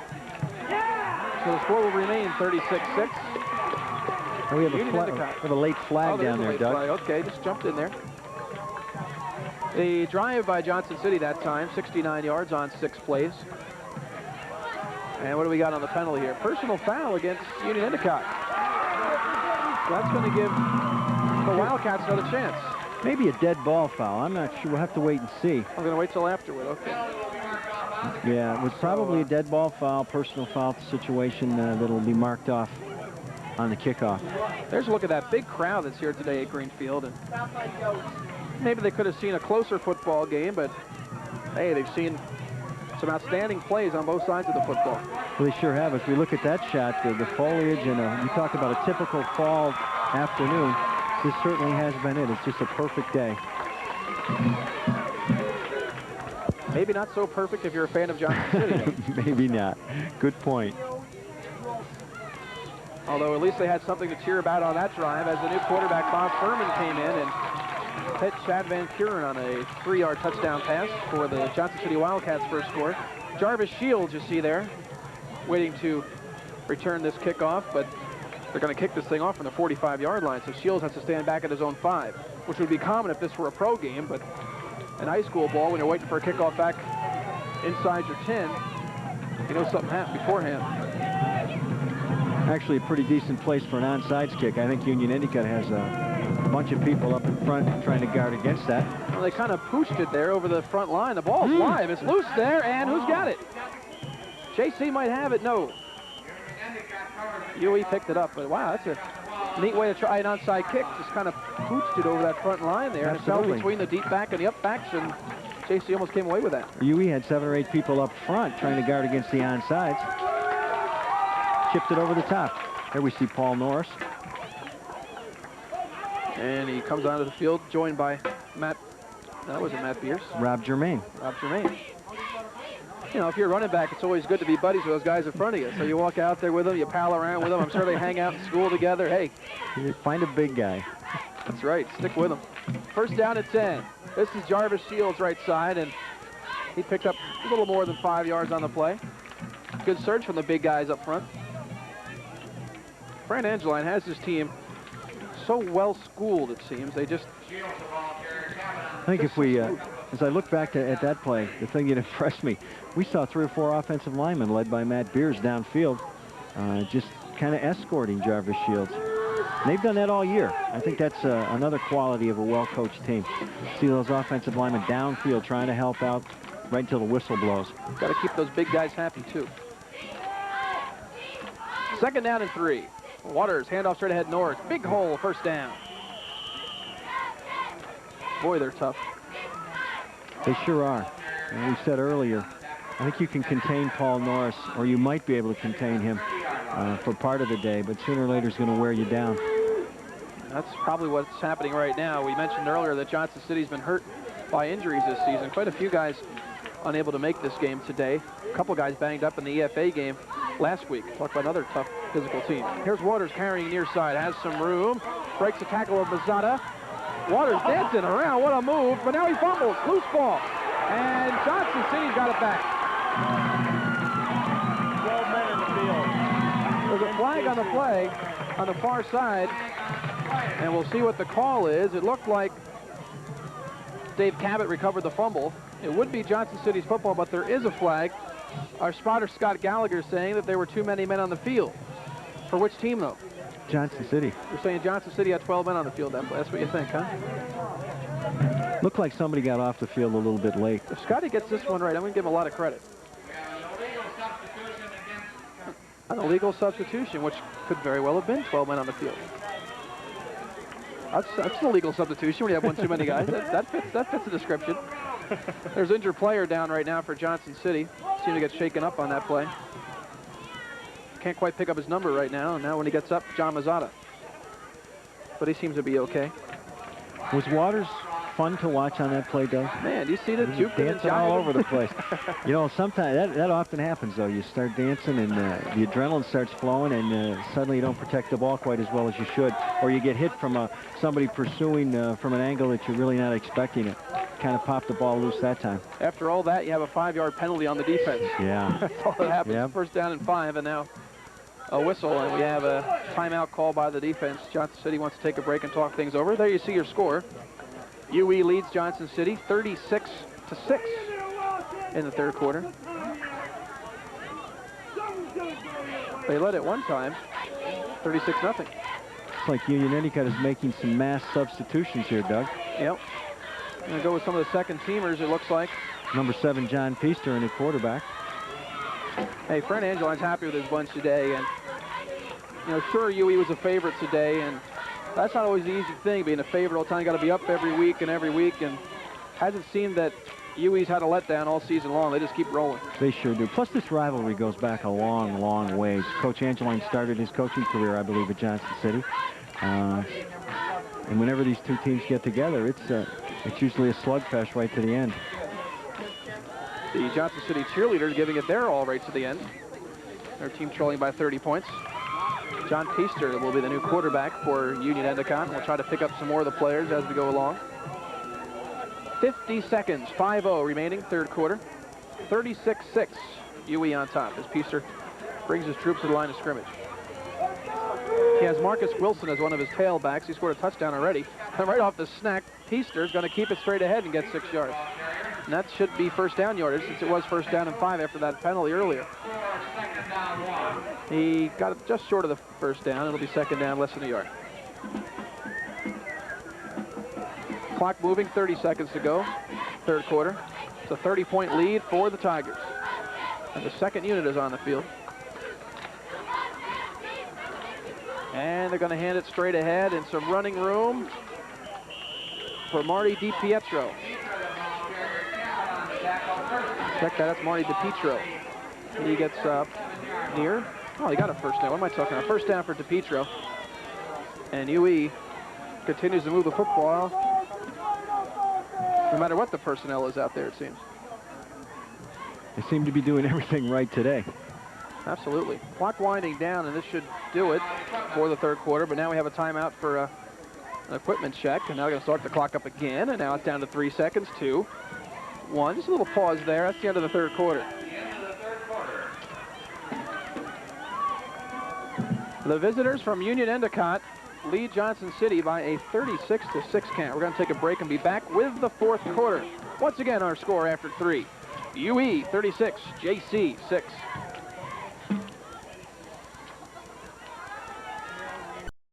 Down in 10. UE with the football to open up the fourth quarter. Getting it across midfield into Johnson City territory. Marty DiPietro again on the carry. He's the fullback in replacement of Paul Norris, who had a fine day. And DiPietro is picking up right where Norris left off. Yeah, that play is the same play that Norris was so successful with earlier. It's the dive phase of that triple option again. Leon Kukaitis split out wide to the near side. He's just gotten into the ball game. And again, it's DiPietro straight ahead. Not a whole lot fancy about that, Jack. That's just a... No, you tell the big guys down in front that they have to be a little bit tougher than the big guys across from them, and you give the ball to your fullback and hope that good things happen. Good things have been happening all day long. Again, of course, unless you're Johnson City. Yeah. Not a completely happy day for the Wildcats and their fans. Third down and 2. Again, it's DiPietro straight ahead. That didn't fool anybody, but it might have been enough for the first down anyway. They needed 2, and it's going to be awful close. Maybe about half a yard short. I might measure this thing. I don't know. The interesting thing about the divisional setup in the Southern Tier, Johnson City playing a Division I team today is still really in the hunt as far as the Division II title is concerned, and theoretically could play another Union-Endicott again at the end of the year. They win the rest, and somebody helps them with EFA. Fourth down, less than a yard, and the quarterback keeps it. Feaster straight ahead, and it looks like he got enough yardage for the first down. But if you're Johnson City, do you want to play Union-Endicott again?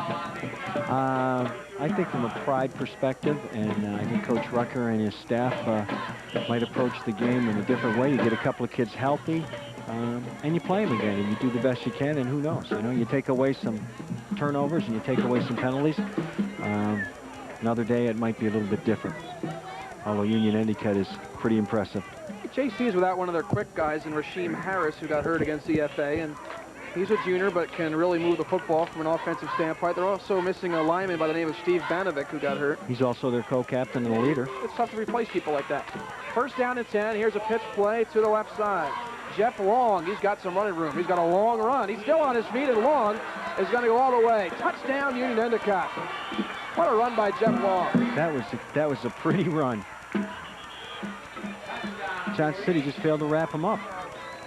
43 yards in all for John Long, and there's an injured player back near the line of scrimmage for Johnson City.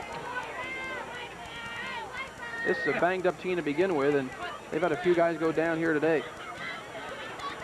You always hate to see it when a youngster's down in the field. I always used to get a lump in my throat. That's something else that I really don't miss. Yeah. You know, having to deal with kids that are hurt, moms and dads. It's fortunately we never had any serious injuries, but it's always difficult to deal with. Doug right along with Jack Toohey at Greenfield. There you see the score. Union-Endicott ahead of Johnson City, 42-6 with the extra point upcoming. Haven't been able to pick up the number of the injured Johnson City player, and please let's hope it's not serious.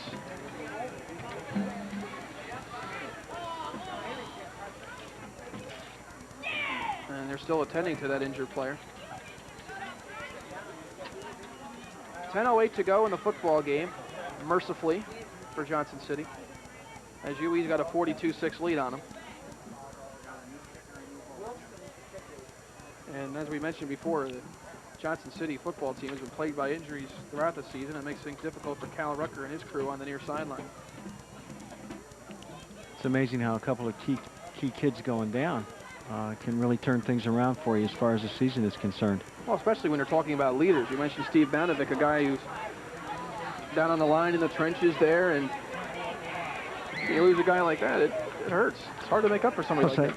I can remember walking into the EFA game last weekend, and Rasheem Harris goes 77 yards on that counter play for a touchdown, and he's not playing this week. Yep. And you talk about key players. Here's another one shaken up. Chad Van Kuren, who scored the only touchdown of the day for Johnson City. He's up, and he seems to be okay. He probably just got the wind knocked out of him on a play like that. He looks just a little shaken up, and he's walking off under his own power. But, you know, there goes another player who was one of your key guys, and we may not see him anymore today.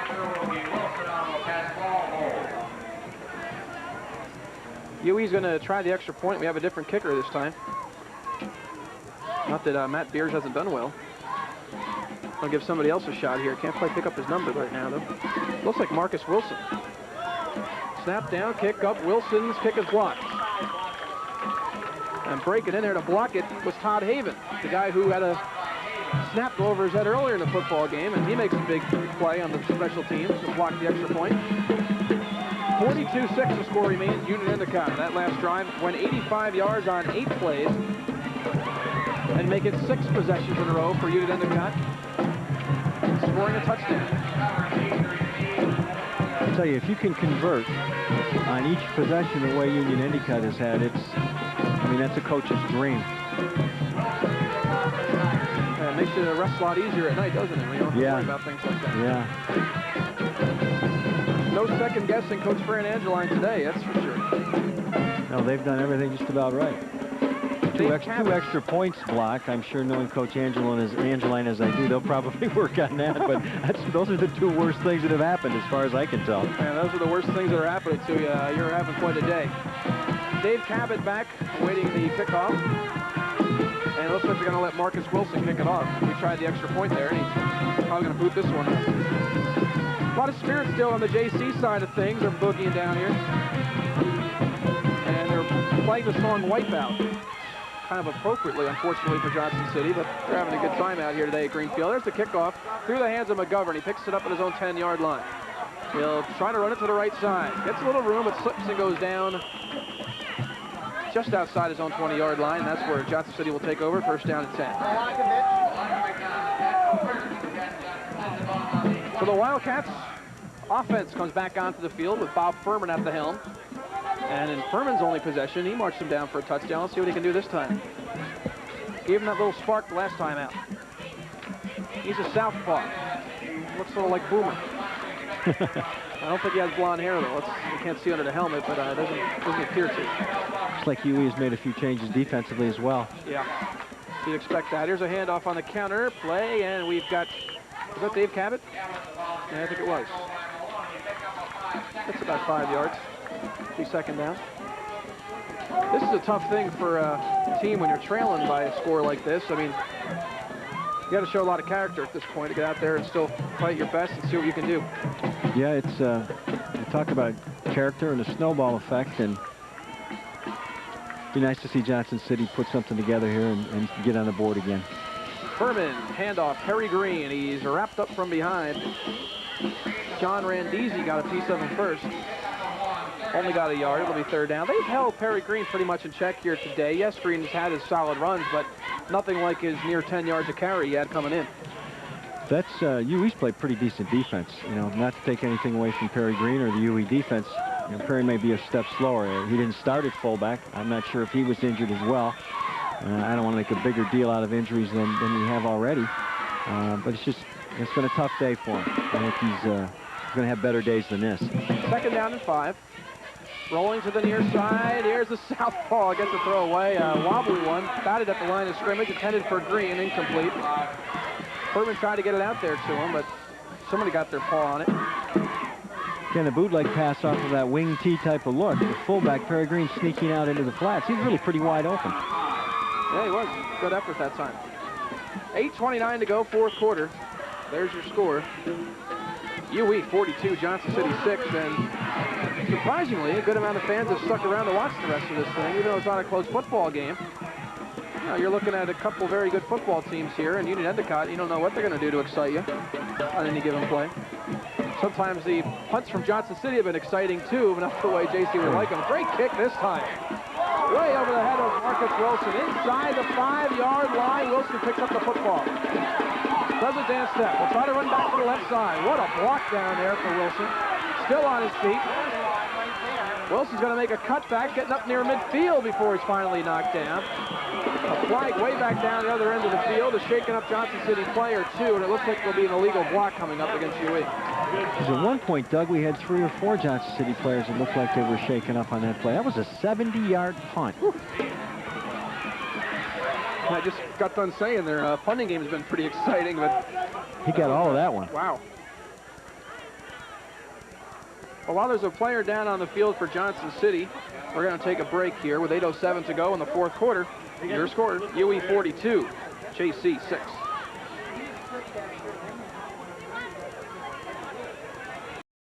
The injured player, Tim Cogan, for Union-Endicott, or actually for Johnson City, excuse me. He comes off to the near side of the field. And it's just been a disastrous afternoon for JC from the injury standpoint. A lot of guys banged up. First down and 10 for Union-Endicott. Ball inside their own 15-yard line. Moving on the right side of the offensive line. They'll be back inside their own 10 now. Looked like Lynn Hollister jumped, number 74, right tackle. And the poor guy's probably made 18 great blocks out there. And the one time he jumped offside, we caught him. My mother didn't know much about football. She always knew when the offensive lineman jumped or when a defensive back got burned for a touchdown. And those are the only ones I ever heard about. Fortunately, you can see it. Yeah, never mind the great tackles. Or that's right. Great blocks. No. All right, first down and 15. Handoff straight ahead. I'm going to guess that was Marty DePietro. Couldn't see the number, but he's the fullback, and it was a give to the fullback. And it was DePietro. My gosh, I got one. Didn't get much, a yard or two. It'll be second down and long coming up for Union-Endicott. Expect them to just grind it out here, keep the clock moving. 7:30 to go, fourth quarter. Paster, the quarterback, a junior. And there's a bad pass back to Wilson. He picks it up. He's tackled. Well, he's not tackled. He breaks away somehow inside his own 5 and gets out to the 15-yard line. I mean, I started to say the guy was tackled. He had 2 guys draped on him, and somehow he broke away and made a gain out of nothing. Wilson has done some interesting things when he's got his hands on the ball. Oh, geez, you hate to see this. Another injured player for Union-Endicott. This time it's Jeff Verdine down. He's laying back in his own end zone.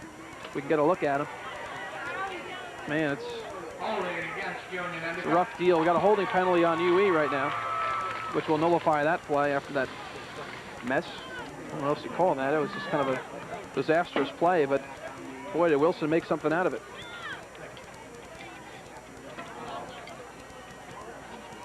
Jeff Verdine being attended to back in the end zone. The officials, of course, giving JC time to attend to the player. This is a physical UE bunch. You know, you go back-to-back against Elmira Free Academy and then Union-Endicott. If you're Johnson City, you're going to have some bumps and bruises after those 2 are over. That's a very true statement. I watched Free Academy last week, and I also watched them against UE. And they're a real physical club as well as just like Union-Endicott. You know, they pay attention to detail and they execute well and they tackle very well and do the things that they have to do to be successful. And they're still attending to Jeff Verdine. 7:15 to go, fourth quarter. Our clock has stopped. It'll be second down and a little more than 18 for a first down for Union-Endicott. 42-6 our score. UE leads Johnson City, and Verdine is still shaken up. You have to think this is a leg injury or they wouldn't be out there that long, because you don't want to move them around that much. When you got a bad knee, you don't want to pick them up. Well, I think the whole history of the way we take care of kids on the field has changed over the last 15 to 20 years. I think we're much more conservative, and rightly so, when we deal with injuries. I know we spend as much time with an ankle or a knee or a leg as we sometimes do with a head injury or a neck injury.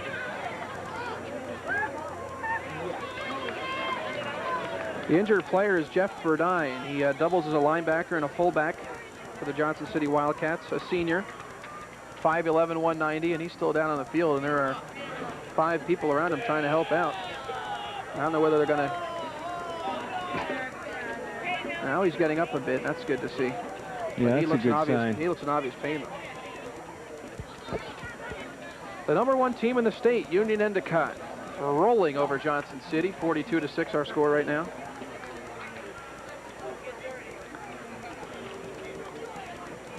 UE has dominated this one from the start. They've gone with the second team, and the second team has been able to move the football pretty well also. Looks like an ankle or a knee, Doug. Yeah, that's a tough thing. I don't know if I've ever experienced that before, but man, doesn't tickle. No, it's again, you have to feel sorry for Johnson City. They certainly have been affected by injuries today and in the weeks gone by. Certainly can't take anything away from Union-Endicott. They've really controlled most phases of the game today. Sure have. Second down and 18 for Union-Endicott. A pitch to the left side, and finding some running room again is Jeff Long. Long breaks into the secondary. Long is finally driven out of bounds after coming up near first down yardage. Needed 18 for a first, and I think he got it. I tell you what, to come out, fake the dive, and pitch the ball back into your own end zone when you're a second-team group, that shows that you've gotten the repetitions in practice, and you certainly have confidence in your kids and in your offense to do those types of things. We're looking good in all phases today. First down and 10. We're going straight ahead for DePietro, and he gets about 3. Clock moving, 6:35 to go, fourth quarter. The Tigers of Union-Endicott are going to roll on to their 6th straight win and undoubtedly remain #1 in New York State. Junior quarterback John Peaster steps up to the line of scrimmage. This is valuable time for him. And he hands ahead for DePietro, fighting forward, and he gets up near another first down. You know, Johnson City's so banged up in there. You might have guys in there playing positions they're not even used to at this point. They may in fact be in that particular situation right now. You know, I'm not real familiar with their personnel, but I know I've been in that situation before. We sort of have to coach them up on the run, and that's no fun. No. John Peaster, the quarterback, he'll be taking over this team next year. Hands ahead for DePietro, and he fights his way forward. DePietro, also a junior, gets 5 yards. It'll be second down and 5. So this is important time for UE, getting these second-team guys in there, getting them that experience, because they're going to take this team over next year. Sure. And by the looks of it, they're still going to be tough next year. A lot of juniors on this club. Plus, there's nothing takes the place of repetitions in a ball game, and that's what these kids are getting now. Second down and 5. Peaster. This time a pitch to the right side. Marcus Wilson. Jab step in the backfield and unbelievably gets away. Marcus Wilson still on his feet, and he's brought down at the 45-yard line of Johnson City. Man, he had nowhere to go, and he found somewhere to go. I mean, the play started with a dive fake, and then suddenly someone was in Peaster's face.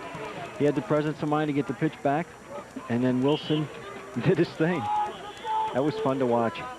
You know, a guy like Marcus Wilson could probably start for a lot of high school football teams around here. And, you know, you play at UE, and the guy's got to play behind someone of the stature of Jarvis Shields, who's also only a junior. That's true. Let's not forget Dave Adamson, fine running back from Union-Endicott, not playing today. Had a great game last week against Horseheads. Marcus Wilson, only a sophomore, so he'll have his day in the sun. Yeah. If it's not already today. And not happy to look at another shot on our screen right now. As you see, yet another JC player shaken up. And this is John Misada. And I think he's been down once before in this game. Wow. Fans finally starting to file out here little by little. Beautiful day for a game, and just a beautiful field. You were talking earlier to me off air, Jack, that this is all they use this football field for, is to play football games. They don't practice here. They just come here to play games. To the best of my knowledge, all of their other programs take place either at the high school or different fields within the district, and this field is really saved year-round for football. It's got a great crown. It has great drainage, and it's always in great shape. We always like to come here and play. So John Misada is limping off to the near sideline. There's a nice shot of this fine facility, very picturesque too. To one side, you got the Route 17, busy with traffic on this weekend. And on the far side, you see the beautiful fall foliage. 5:14 to go, fourth quarter. UE moving the football again. They've scored in their last 6 possessions, if I'm not mistaken. Try to make it 7 in a row. Keister has a snap. Here's the deep back. That's Jeff Long. And he gets about 5-6, loose ball. And JC is saying it's our football, but not the guy in the striped shirt. He's the one that counts. It's the one I always look at. But usually the guy in the striped shirt isn't the first one to motion see. Usually get one of those defensive players. Yeah, our ball, our ball. Or maybe they can change the mind of the official. But get all excited, and then the official says no. No, not the case. Not that time. Second down and 5 for UE. Alois Bone. And a fumble again, it looks like. No, DePietro kept it. Looks like a bad exchange there. They kind of bumped into one another, but DePietro picks up a couple anyway. Well, as Keister reached back to ride his fullback, he may have gotten a little further in than wrist deep, and he had trouble, I think, pulling the ball out, or pulling his hands out as the exchange took place between the fullback and the quarterback. Unfortunately, it didn't cause a turnover or any problems after that. I've been very impressed with how these guys execute. Yeah, the second team, you don't know how much action they get. It's probably a lot more than you'd think, the way that UE's been beating people this year. DePietro straight ahead for a couple. You know, I wonder if that affects the guys that start. I wonder if it bothers them, you know. I mean, you're happy to win by a lot of points, but, you know, there's been cases when there's been outstanding teams that blow out the opposition a lot. You don't want to up the score, and the kid's got to sit down for a half. And, you know, if you're a competitive high school athlete, you want to be out there playing no matter what the score is, and it might be a little tough for them to sit on the sideline. Yeah, knowing Coach Angelina and Coach Rucker as well as I do, the team concept is extremely important, and I think that everybody probably understands the role that they play. Just saw a look at John Mazzata, who was helped off before. Still appears shaken up, still on the sideline. First down and 10, UE. And here's Marcus Wilson. Boy, this guy has speed, too. Going to get to the outside, break a tackle. Jukes and jives, finds his way back toward the middle, and fights his way inside the 20-yard line of Johnson City, where it will be another first down for the Tigers of UE with 3:09 to go. Clock stopped as they move up the chains here in the fourth quarter. It's really difficult to come up with new adjectives to describe him because you're going to beat a dead horse to death, but if you don't wrap him up, you're not going to bring him down. He's extremely tough. Only a sophomore. Yep. First down and 10, UE. Alois Bone. And the pitch, left side long. And Jeff gets a few. Another guy that's carried one in the end zone today. Second and 5, they keep popping away, 5 yards crack. There's a look at the crowd here. A lot of people still hanging out, checking out the action. Beautiful day. I think we've been extremely fortunate, with the exception of the second week. I don't think we've had rain at all. I'll take that back. Hugo was blowing around one Friday night, as I remember. Oh, yeah. There's a pitch. Right side, here's Marcus Wilson. Look out. Marcus going to take it to the outside. Marcus is going to get inside the 5-yard line. I'll tell you something, Doug.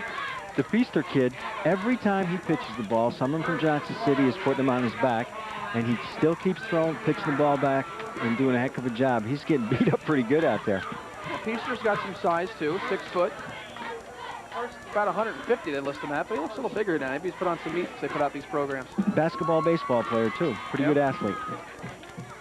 I just see a lot of players, a lot of athletes doing that, doubling up on different sports in the area. First down and goal. That's a good thing. There's a handoff straight ahead to Petro. He did not get in. Gets down near the goal line. I guess it's his turn to score a touchdown. I don't think he's gotten one yet. Maybe we'll give it to Marty again. I think Long's got one, Wilson's got one, and DePietro's the only one out there. Besides for the quarterback, Peaster hasn't got one in yet. I think you're right. And a dejected bunch on the JC bench. I guess that's your not-so-walking wounded over there. They're having a seat. There's a handoff to the right side. Marcus Wilson's in the end zone. Touchdown, Union-Endicott. Marcus Wilson, his second touchdown of the day, and it's 48-6, UE. And it looks like there's another shaken-up player, but he's just gotten up on his feet. That is somebody tying their shoe. His shoe was untied. It still didn't slow him down. Marcus Wilson. 14 plays on the drive, 88 yards in all, and UE has scored on 7 straight possessions. Can't do it any better than that. Now Marcus, his shoe now tied. He's all set. Going to kick the extra point, too. Score the touchdown. Boot went through. Let's see if he can do it. Extra point is up, and it is good. Talk about putting 7 points on the board yourself. Marcus Wilson has made it 49-6, Union-Endicott. I think the thing that impressed me, when you look at that, that's an 88-yard drive with kids that don't play a great deal. Although being on the Union-Endicott club this year, they've probably played, as you mentioned before, a lot more than some kids do as second team types. Good repetitions, that's for sure. 1:21 to go, fourth quarter. I want to remind some of the football fans watching who might also be hockey fans. It's going to be a special half-hour program featuring the 1989-90 Binghamton Whalers. And that half-hour broadcast will immediately follow the New York Giants Washington Redskins football game on Sunday afternoon. Good behind-the-scenes look at the Whalers up at Lake Placid and here in Binghamton. And they have struggled, have the Binghamton Whalers. 0-4 at this point, and they haven't even led in the game yet.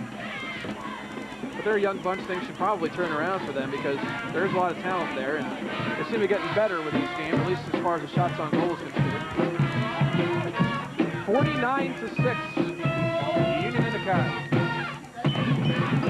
And they'll kick the football off from left to right with 1:21 to go. End-over-end kick is taken and run up the middle by Dave Cabot.